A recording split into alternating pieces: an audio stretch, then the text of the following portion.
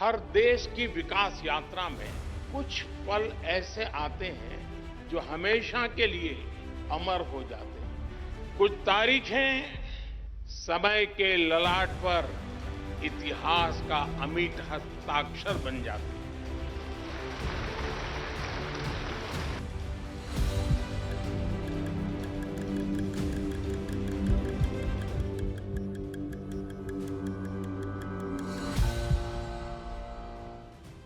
वर्ष 2023 में भारत की झोली में कई बड़ी सफलता आई, चाहे फिर वो चंद्रयान 3 की सफल लैंडिंग हो, या फिर G20 की सफल अध्यक्षता, या फिर आसियान खेल में ऐतिहासिक 100 मेडल जीतना। भारत के लिए 2023 कई मायनों में असाधारण सफलताओं का वर्ष रहा। इन्हीं असाधारण सफलता के बीच भारत को मिला नया संसद भवन, जिसे इसी साल 28 मई को प्रधानमंत्री नरेंद्र मोदी ने देश को समर्पित किया। आज का दिन बहुत ही ऐतिहासिक है।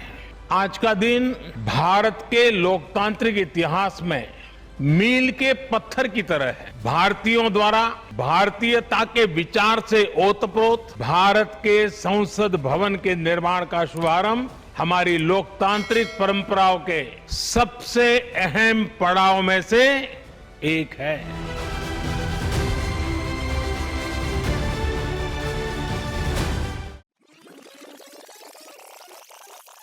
ये इमारत अब करीब करीब 100 साल की हो रही है।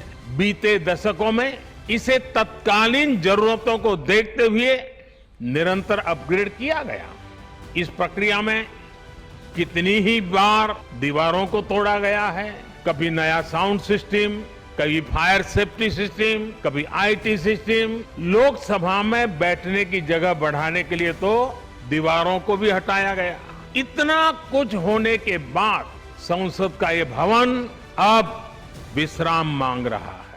नए संसद भवन का लोकसभा का कक्ष संविधान सदन से लगभग 2 गुना बड़ा है, जिसमें 888 सीटें हैं। ये कक्ष राष्ट्रीय पक्षी मोर से प्रेरित है। नए संसद भवन का राज्यसभा कक्ष भी कुछ कम छोटा नहीं है। नया राज्यसभा का कक्ष संविधान सदन के राज्यसभा कक्ष से लगभग 1.5 गुना बड़ा है, जिसमें करीब 384 सदस्यों के बैठने की जगह है, और ये कक्ष राष्ट्रीय पुष्प कमल से प्रेरित है। इस भवन को संयुक्त अधिवेशन को ध्यान में रखकर भी बनाया गया है। संयुक्त अधिवेशन के दौरान इस सदन में 1272 सदस्यों के बैठने की जगह है। नए भारत के हर नागरिक की आकांक्षाओं, उज्जवल भविष्य को समर्पित नए संसद भवन का निर्माण संविधान सदन के प्रांगण में किया गया है।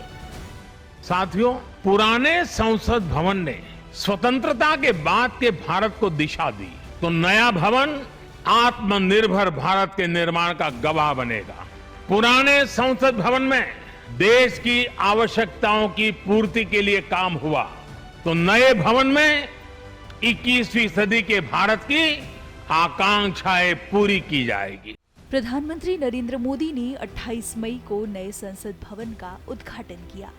इस दौरान भारत के पहले प्रधानमंत्री पंडित जवाहरलाल नेहरू द्वारा प्राप्त किए गए ऐतिहासिक सेंगोल को लोकसभा अध्यक्ष की कुर्सी के पास स्थापित किया गया।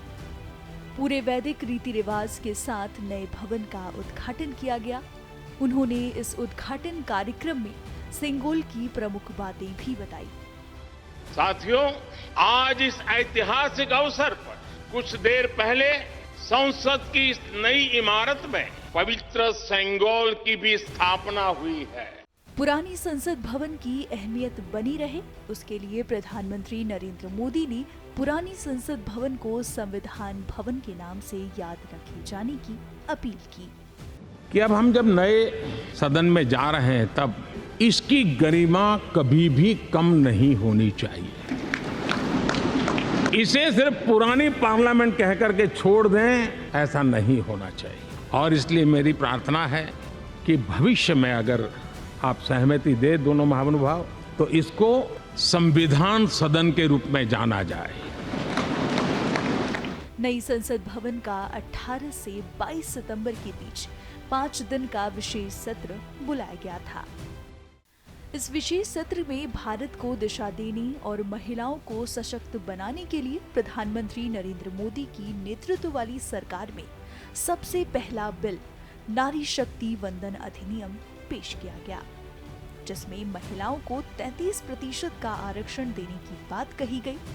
इस बिल को हर दल ने सर्वसहमति से पारित किया। भविष्य की ओर तीव्र गति से आगे बढ़ते भारत के लिए नया संसद भवन नया अध्याय लिखने का साक्षी होगा।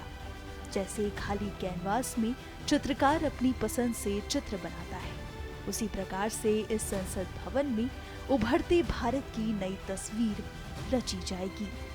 विकसित भारत की कल्पना के रंग भरे जाएंगे।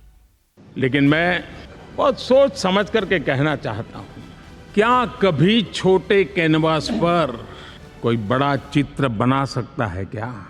जैसे छोटे कैनवास पर बड़ा चित्र नहीं बन सकता, वैसे हम भी अगर हमारे सोचने के कैनवास को बड़ा नहीं कर सकते तो भव्य भारत का चित्र भी हम नहीं अंकित कर सकते। नया भारत हर भारतीयों की आत्मविश्वास को बढ़ाएगा, विकसित होते भारत की गति को तेज करेगा और आत्मनिर्भर भारत अपनी पहचान वैश्विक पटल पर रखेगा। ये है नए भारत की नई पहचान। ये है हम भारतीयों का नया संसद भवन।